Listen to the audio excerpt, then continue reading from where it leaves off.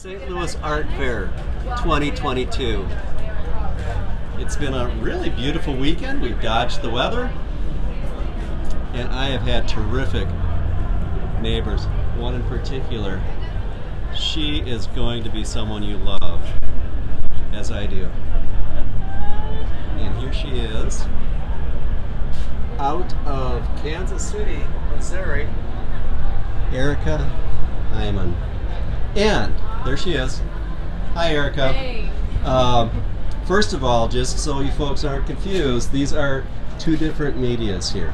She has the black iron paintings, which she's going to tell us about, as well as the ceramics. I guess that's how you refer to it. Yeah. Right? Okay. Now, we go back a ways. You're still one of my little darlings on the scene, destined for greatness. We've already achieved greatness. Well, thanks. You've already achieved greatness. I love your work since we first saw it. Well, thanks. And you started with the ceramics. Yep. So let's back it up just a minute.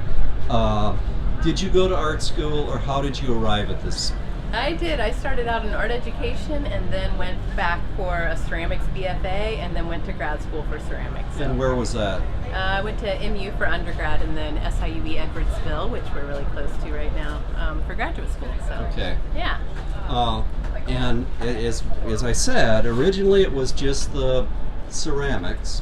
And this is, I mean, just let's leave the paintings aside for the moment. Okay. I think of these pieces down here as kind of your signature thing. Yeah. And just brush the process. I mean, they aren't wheel thrown. I mean, it's a whole different deal. Right, yeah. No, I hand build all the work. It's a stoneware clay, and then I put a lot of crushed grog or crushed stone into the surface, and I take a metal rib and I scrape and rip the surface and really try to dig into that texture and show the process, and then I taper it down to this really thin edge where I try to get a really natural ripped edge as well, and then I put a bronze glaze on the surface. So the bronze glaze is full of powdered metals, which actually is what I'm making the paintings with. So okay. Yeah. And so that's the thing with these vessels.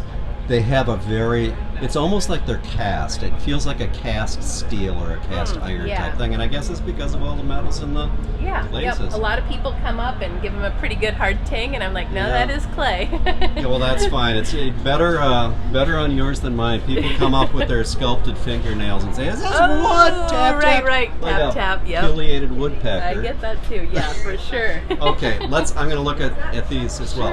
Now, these have a little bit of an iridescent thing going on. Yeah. So this is actually, this is a solid, really heavy, solid porcelain bowl. I rip and sculpt the edge and pound the inside out with a handmade pouch. And then I put a white glaze on, and then this bronze glaze that I put on is actually this exact same glaze. Okay. And it has a little bit of black copper in it, and you can see that green bleed out during the firing. So it's now, in the shows of the level that we do, you have to jury in two different mediums. I do, yeah. That's really, I mean, geez, because it just isn't hard enough in one. Right, I just thought I'd up the two. ante. Yeah, right. I jury in both ceramics and painting.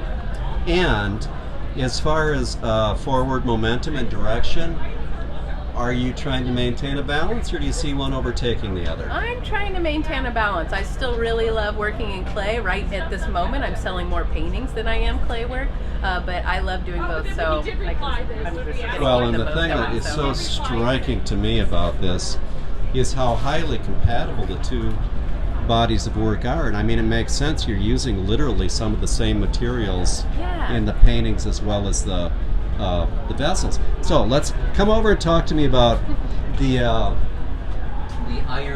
black iron paintings. I mean, what does that actually mean? Again, the process is pretty involved. Sure, yeah. So I started experimenting with the raw materials I was using in the clay studio. So it's a black iron oxide. And so it's just a really fine powdered black iron, or it's also called magnetite.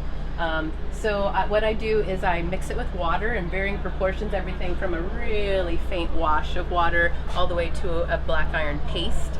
And I'm preparing a wood panel and keeping it somewhat vertical, lean back just a little bit, and I'm kind of painting and drawing in the air. So as the black iron hits the panel, it drains down the panel and it naturally separates and creates those little kind of branching fractal. Just those little rivulet type things. Yep, just like river sediment, right? It just settles out. So Well, it is just crazy effective. yeah. And again, so highly compatible with your ceramic work. Well, thanks. Yeah, it definitely feels similar to working with clay. Like I'm working with a lot of similar textures, it feels like, the raw materials, and then even just kind of these natural edge lines that I'm trying to get in both the works. So, yeah. And how did it come to pass that you started doing art shows to sell your work? Interesting, yeah. Gosh, I can't exactly remember. Are you trying to block it out? Yeah, maybe I'm trying to block it out.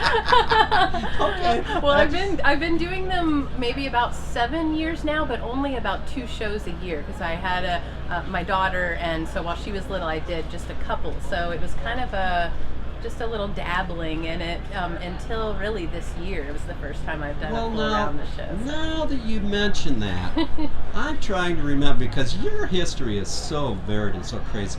Didn't you and your husband Eric and your daughter travel the country in a camper for a year?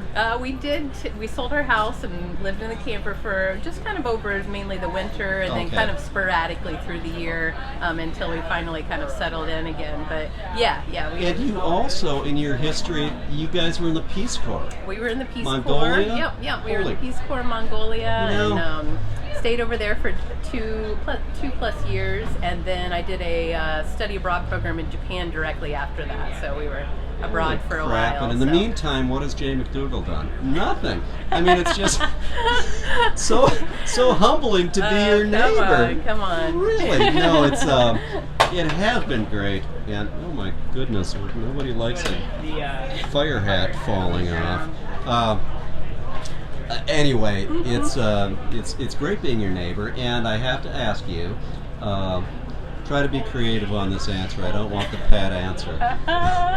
What's the best part about doing art shows? The best part about doing art shows? Jeez. Don't say neighbors. Don't say neighbors. I know. I'm like, oh, come on. You've gotten that one before, right? Oh, gosh. One of the very popular answers is the money. Right. Man, these people are honest. I know, isn't that? Oh, that's fine. All I know is it's been great to be your neighbor, and I love. Oh, look over the shoulder. I love red Give dots. Me a little. Love red dots. So it's been a pretty good weekend. It's been great, yeah. And it has been so great being your neighbor. Same. And so now we need to get our little. We try to get our selfie. Thanks, Erica. Thank you. And best of luck down the road. Thanks so much.